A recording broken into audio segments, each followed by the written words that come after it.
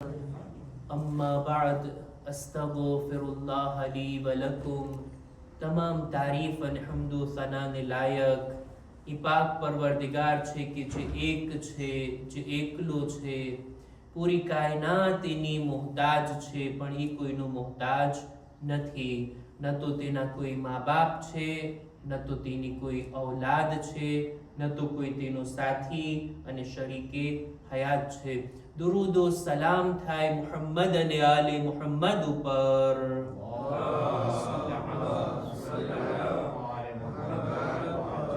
ખુદાએ તેમને આપણી હિદાયત માટે પાક અને પવિત્ર બનાવીને મોકલા.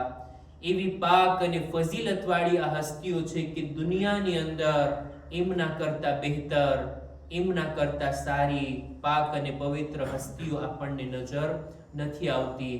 એટલે જ તેઓ આપણા માટે નમૂને અમલ છે. એમની સીરત, એમના શબ્દો આપણા માટે હુજ્જત છે અને આજ દિવસ સુધી આપણે એમની હિદાયતથી લાભ અને ફાયદો ઉઠાવી રહ્યા છીએ. ખુતબાની શરૂઆતમાં પોતાની જાતને અને ત્યારબાદ આપ તમામ મુઅમિનીનને તકવા, પરહેઝગારી, ગુનાહોથી બચવા, નેક અને દીનદાર બનવાની ભલામણ કરું છું. ખુતબે જુમાની અંદર નહજુલ બલાગા આપણી ચર્ચા હેઠળ છે. નહજુલ બલાગાનો 91મા નંબરનો ખુતબો આપણે શરૂ કર્યા હતા કે નહજુલ બલાગાનો ઘણો સખ્ત ખુતબો છે. એના જુમલાઓ એટલા મુશ્કેલ છે. એક એવા શબ્દોને ઇમામ આ ખુતબામાં બયાન કર્યા છે કે જેના ઊંડાણમાં જવું એક ઇલ્મી ચર્ચાને ચાહે છે. પણ આપણે મુખ્તસર તર્જુમાની હદ સુધી આ ખુતબાને તમારી સામે ખુતબે જુમામાં લઈ આવ્યા અને એક પેરેગ્રાફ આપણે રજૂ કરતા આવ્યા છીએ. ખુતબાનો ટોપિક છે અલ્લાહની મારિફત, ખુદાને ઓળખવું. એક માણસ આવીને ઇમામથી સવાલ કરે છે, માંગણી રાખે છે, મૌલા ખુદાના એવા વખાણ કરો, ખુદાના એવા ગુણ અમારી સામે બયાન કરો, ખુદા કેવો છે ઈ તમે અમારા માટે બયાન કરો. એવી રીતના તમારું બયાન હોવું જોઈએ કે અમને એમ લાગે જાણે અમે નજરોથી ખુદાને જોતા હોય. ઇમામે લોકોને જમા કર્યા અને આ ખુતબાને પેશ કર્યા. આ ખુતબાની અંદર એવા ઊંડા મતાલિબ અને એવી ઊંડી વાતો છે જેથી જ આ ખુતબાનું નામ રાખવામાં આવ્યું ખુતબે અશબાહ. નહજુલ બલાગાનો આ મોટા ખુતબાઓમાંથી છે, શાયદ સૌથી મોટો ખુતબો છે. આની અંદર ઇમામ ઈ માણસને બયાન કરે છે કે ભાઈ જો અલ્લાહની સિફાતને તારે જોવી હોય ને, ખુદા કેવો છે, તો કુરાની મજીદની અંદર જો ખુદાએ પોતે જ પોતાની સિફાતને શું બયાન કરી અને રસૂલે ખુદાની સુન્નતમાં જો રસૂલના નામ ઉપર એક બાવાઝે બુલંદ સલવાત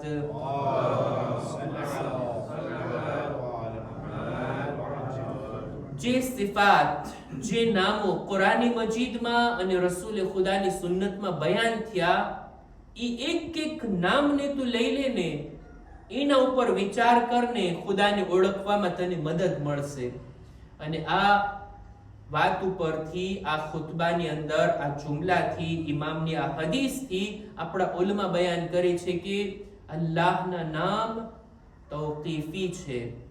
એટલે ખુદાના ઈ જ નામોથી આપણે એને પુકારી શકીએ જે નામ કુરાનમાં છે ને હદીસમાં છે. આપણે આપણા તરફથી ખુદાનું કોઈ નામ રાખી અને ખુદાને આપણે નથી પુકારી શકતા. આવો હક આપણી પાસે નથી. આ એક વાત.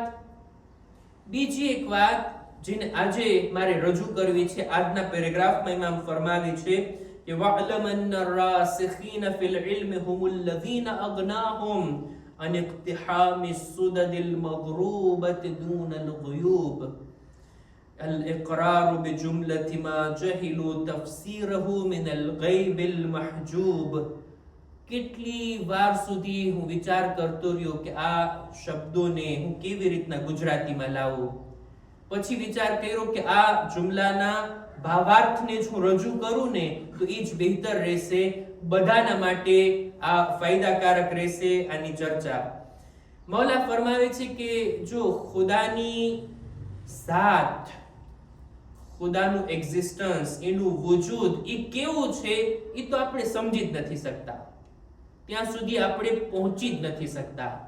ફક્ત આપણે ખુદાના ગુણો, એની સિફાત, એની કાલિતે, એને જ આપણે સમજી શકીએ છીએ.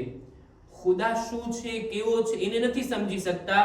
પણ ખુદા રાઝિક છે, ખુદા હૈય છે, ખુદા કાદિર છે, ખુદા અલીમ છે, સમીዕ છે, બસીર છે. આ બધા એના જે નામો છે, એની સિફાત જે છે, એને આપણે એક હદ સુધી સમજી શકીએ. કેટલું સમજી શકીએ એની સિફતને? જેવી એની સિફતો છે એને સમજવાનો હક આપણે અદા કરી શકીએ? ના. ખુદાની ઝાત એની કોઈ લિમિટ નથી, ના મહદૂદ છે. કોઈ એની સીમા કે હદ નથી કે ખુદા અહીંયા સુધી છે. અનલિમિટેડ. એની સિફાત પણ એના જેવી જ, એની કોઈ હદ નથી. અને ખુદ આપણે, આપણો મગજ, આપણા વિચારો, આપણું ઇલ્મ, એની એક લિમિટ છે, એક કેપેસિટી છે. એક હદ સુધી આપણે સમજી શકીએ, કેચઅપ કરી શકીએ. બધું આપણે આપણા મગજમાં નથી ઉતારી શકતા. એટલે જ ખુદાની સિફાતને આપણે આપણી હદ સુધી સમજી શકીએ છીએ. આ બીજી વાત. ત્રીજી વાત, ખુદાની સિફાતના બારામાં ક્યારે એવો ઇસરાર ન કરવો જોઈએ કે ખુદા જેવો છે એવો જ મારે સમજવો છે. ખુદા અલીમ છે મતલબ શું? ખુદાનું ઇલ્મ કેવું હશે, કેટલું હશે, કઈ હદ સુધી છે, આપણે સમજી શકીએ? હરગિઝ નહીં. ખુદા તાકતવર છે, કાદિર છે, એની કુદરત કેવી છે? આપણે કાદિર અને કુદરતમંદ જોઈએ એટલે કોઈ મોટો પહેલવાન આપણી નજરમાં આવે, કેટલું વજન ઉપાડી શકે, કેવી કુસ્તી લડી શકે. ના, કાદિર ખુદાની બારગાહમાં જ્યારે અર્ઝ કરવામાં આવે, ઇન્નકા અલા કુલ્લિ શૈઇન કદીર, કુલ્લિ શૈ, બધી ચીજો પર કુદરત રાખે છે. મતલબ શું? શું આપણે ડિટેલથી એની આ સિફતને સમજી શકીએ? એના બારામાં ઇમામ ફરમાવે છે કે જો કોઈ પણ વાતને આપણે સમજવી હોય ને, એક હોય છે એના બારામાં ઇજમાલી જાણકારી, એટલે સુપરફિશિયલ, આપણને થોડા ઘણા અંશે ખબર હોય કે આ ચીજ છે. એક હોય છે ડિટેલમાં જાણકારી. બે જાતની આપણી જાણકારી હોય. ખુદાની સિફત માટે આપણે કઈ જાણકારીને મેળવી શકીએ છીએ? દાખલા તરીકે, આપણા પાડોશમાં એક ઘર હોય, એની અંદર જો લાઈટ બળતી હોય, અંજવાળું હોય, દરવાજો ખુલતો હોય, બંધ થતો હોય, આપણને એમ ખબર પડી આવે કે એમાં કોઈક છે.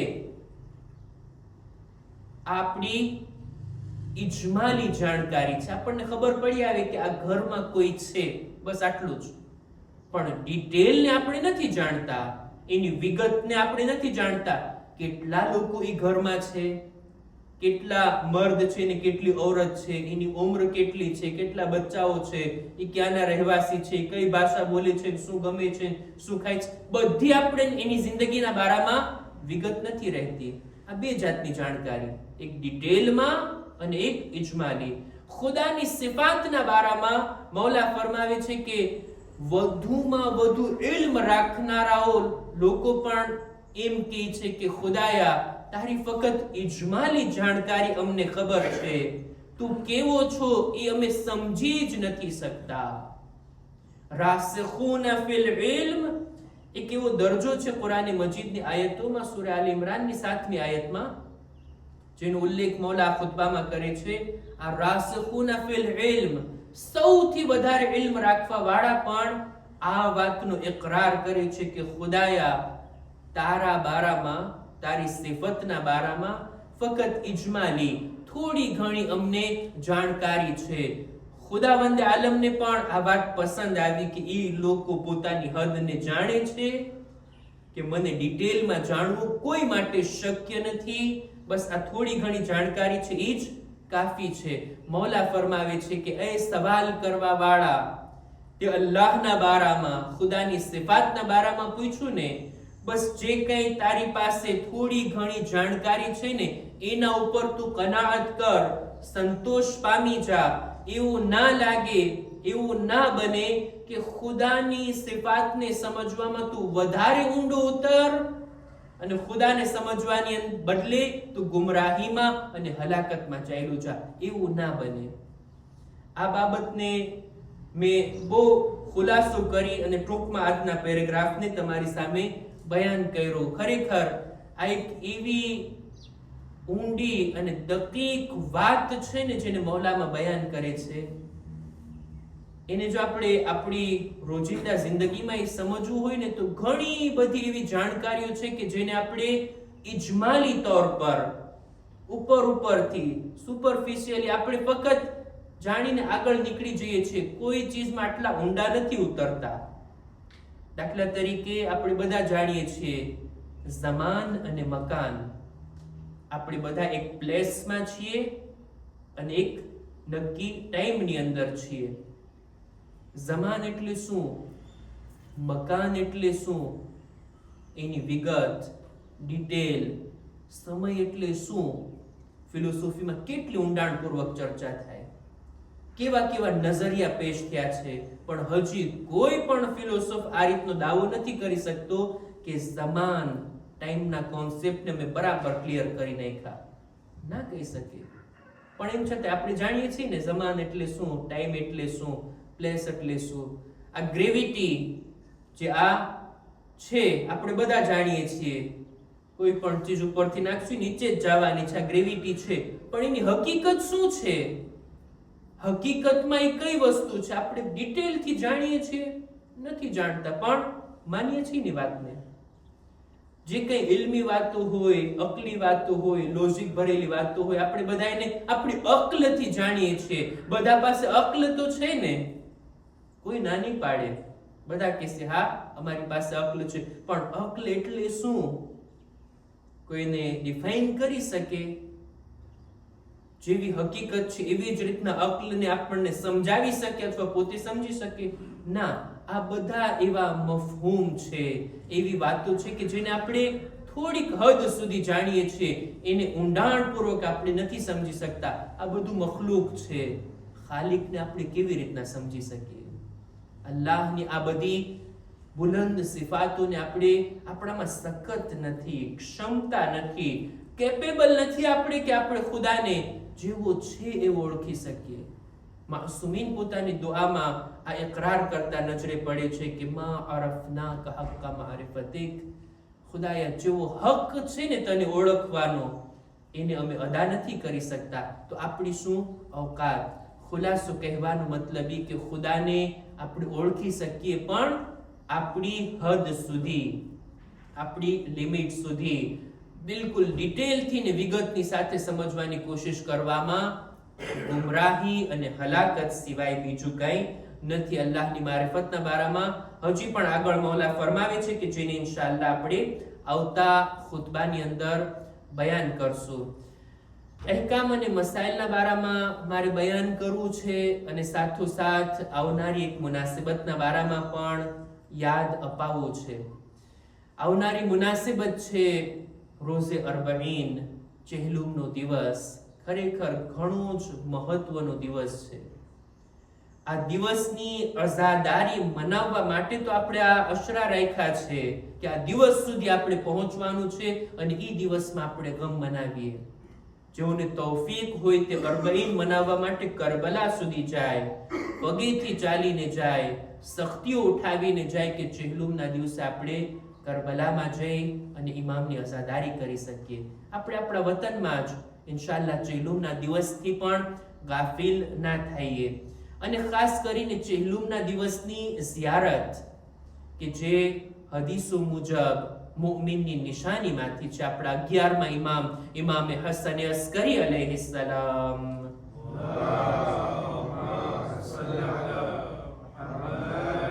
એમની રિવાયતમાં જે 5 મુઅમિનની નિશાનીઓ બયાન થઈ કે 51 રકાત નમાઝ પઢે, હાથમાં અકીકની વીંટી પહેરે, ત્યારબાદ માટી ઉપર સજદો કરે, બિસ્મિલ્લાહને બુલંદ અવાજથી કહે, અને 5મું છે ઝિયારતે અરબઈન, ચહેલુમના દિવસે ઇમામ હુસૈનની ઝિયારત.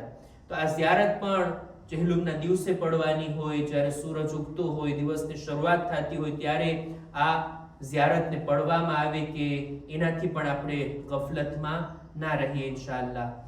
અહેકામ અને મસાઇલના બારામાં આપણી ચર્ચા કુનૂતના બારામાં હતી. આજે ચાહું છું કે કુનૂતની ચર્ચાને પૂરી કરું. જે અમુક જરૂરી બાબતો હતી એને આપણે બયાન કર્યા. કુનૂતની અંદર શું પડવામાં આવે? શું રબ્બના આતિના સિવાય બીજું કંઈ પડી શકાય? એના માટે મસલો એ છે કે કુનૂતમાં કોઈ પણ દુઆ પડીએ, કોઈ પણ zikr પડીએ તો ચાલે. ટાઈમ ઓછો હોય તો માણસ ખાલી કુનૂતની અંદર હાથ ઉઠાવીને એક વખત સુબહાનલ્લાહ, અલ્લાહુ અકબર, ખાલી એક સુબહાનલ્લાહ કહી દઉં તો પણ આપણું કુનૂત થઈ જાય છે. ખાલી સલવાત પડી લઈએ તો પણ આપણું કુનૂત થઈ જાય છે. પણ બહેતર છે કે ખુદાની હમદો સના કરે, સલવાત પડે, પોતાની હાજતોને બયાન કરે, મુમિનીન માટે દુઆ કરે, મગફિરતની માંગણી કરે. આ બધું બહેતર છે કે સારી સારી દુઆઓને આપણે કુનૂતની અંદર પડીએ. નમાઝની અંદર કુનૂત માટે મુસ્તહબ છે કે ઇન્સાન બુલંદ અવાજથી પડે, જોરથી પડે. જ્યારે પણ નમાઝ પડતો હોય પોતાના ઘરમાં, સુબહની હોય, મગરિબની હોય, સોહરની હોય, વાજિબ હોય, મુસ્તહબ કોઈ પણ નમાઝ હોય, કુનૂતને બુલંદ અવાજથી પડે. રબ્બના આતિના ફિદ દુનિયા, બુલંદ અવાજથી. પણ નમાઝે જમાતની અંદર બુલંદ અવાજથી ના પડે, કારણ કે નમાઝે જમાતમાં પાછળવાળા કોઈ પણ લોકો કઈ એવી વાતને બુલંદ અવાજથી પડે કે જેનો અવાજ પેશ નમાઝના કાનમાં પહોંચે તો આ મકરૂહ છે, સવાબ ઘટી જાય છે. નમાઝે જમાત સિવાય બીજે બધે આપણે બુલંદ અવાજથી પડવું જોઈએ કુનૂત. કુનૂતને લંબાવવાની પણ તાકીદ છે. બહેતર છે કે જરાક લાંબુ કુનૂત પડે, ખાસ કરીને નમાઝે શબની છેલ્લી રકાત, નમાઝે વિત્રમાં લાંબુ કુનૂત પડવાની તાકીદ છે. સિવાય નમાઝે જમાતમાં જો મૌલાના લાગી પડશે લાંબી લાંબી દુઆ પડવા તો વળી પછી નમાઝે જમાતમાં નમાઝીઓનો ખ્યાલ રાખવો પણ પેશ નમાઝ માટે જરૂરી હોય કે નમાઝને ન બહુ લાંબી પડાવે, ન બહુ ટૂંકી અને ઝડપથી મીડિયમ તરીકાથી પડાવે, જેથી બુઝુર્ગો, બાળકો, બૈરાઓ, જવાનો, બીમારો બધા લોકો સાથે પડી શકે. આગળ કુનૂતના માટે એમ છે કે જો કુનૂત પડતા ભૂલાઈ જાય તો બીજી રકાત છે, કુલ હુવલ્લાહનો સૂરો આપણે પડ્યા, અલ્લાહુ અકબર પણ કર્યા અને રૂકુમાં જતા હતા, જતા જતા યાદ આવ્યું કે કુનૂત તો નથી પડ્યા, હજી રૂકુમાં પહોંચ્યા નથી, ફક્ત હજી વચ્ચે છે અને યાદ આવ્યું તો ઊભા થઈ જાય, કુનૂત પડે, પછી રૂકુમાં જાય. પણ જો રૂકુમાં ચાલ્યા ગયા, હવે યાદ આવ્યું કુનૂત તો આપણે નથી પડ્યા, તો હવે ઊભા નથી થઈ શકતા, રૂકુ કરી લે, સમી અલ્લાહુ લિમન હમીદા, ત્યારે આ કુનૂતની કઝા પડી શકે છે. ભૂલાઈ ગયું હોય તો રૂકુ બાદ પણ કુનૂત પડી શકાય. હવે આપણને કુનૂત પડતા ભૂલાઈ ગયું, રૂકુમાં પણ ચાલ્યા ગયા, રૂકુમાં યાદ ના આવ્યું, ઊભા થઈ કે સજદામાં ચાલ્યા ગયા, ત્યારે યાદ આવ્યું કે અરે આપણે કુનૂત તો નથી પડ્યા. હવે ત્રીજી રકાતમાં પડી શકાય ના, ચોથી રકાતમાં પડી શકાય ના. હવે કઝા એની કરવી હોય તો આખી નમાઝ પૂરી કરી નાખીએ, સલામ પણ પડાઈ ગયું બધું, હવે બેઠા બેઠા જ કુનૂત પડી લઈએ, જો કુનૂતની કઝા ગણાઈ જશે અને કુનૂતનો સવાબ આપણને મળી જશે. નમાઝ પડી લીધા, થોડીક વાર પછી આપણને યાદ આવ્યું, તસબીહ કરી લીધા પછી યાદ આવ્યું કુનૂત તો નથી પડ્યા, તો પણ કિબલા તરફ જોઈ અને આપણે બુલંદ હાથ કરી અને કુનૂતની કઝા પડી શકીએ છીએ. ઇન્શાઅલ્લાહ એનો સવાબ આપણી નમાઝમાં શામિલ થઈ જશે. આ હતા કુનૂતના બારામાં અમુક મસાઇલ કે મને લાગ્યું કે આપણે એને તમારી સામે રજૂ કરી, અને આ સાથે જરૂરી બાબતો જે કુનૂતમાં હતી એને આપણે તમારી સામે રજૂ કર્યા. ખુદાની બારગાહમાં આપણે દુઆ ગુજારીએ, પરવરદિગારા અમારી અઝાદારી, માતમદારી મજલિસોને તારી બારગાહમાં કબૂલ ફરમા. ખુદાયા દરેક અઝાદારે હુસૈન, દરેક ઝાહિરે હુસૈન, દરેક ઝાકિરે હુસૈનની હિફાજત ફરમા. પરવરદિગારા અમારા મા બાપના ગુનાહોને માફ કર, અમારા મરહુમીનની મગફિરત ફરમાવ, અમારી ઔલાદને નેક તૌફીક અતા કર. ખુદાએ જેઓ બીમાર છે, ખાસ કરીને જેમના હકમાં દુઆની ભલામણ કરવામાં આવી, દરેકને શિફાએ કામિલા અતા ફરમા. અમારા બદનમાં પણ સલામતી આપી દરેક રૂહાની જિસ્માની બીમારીઓથી અમોને મહેફૂઝ રાખ. ઝમાનાના ઇમામના ઝુહૂરમાં તાજીલ ફરમા. અમારો શુમાર એમના સાથીઓમાં કર. ربنا تقبل منا إنك أنت السميع العليم.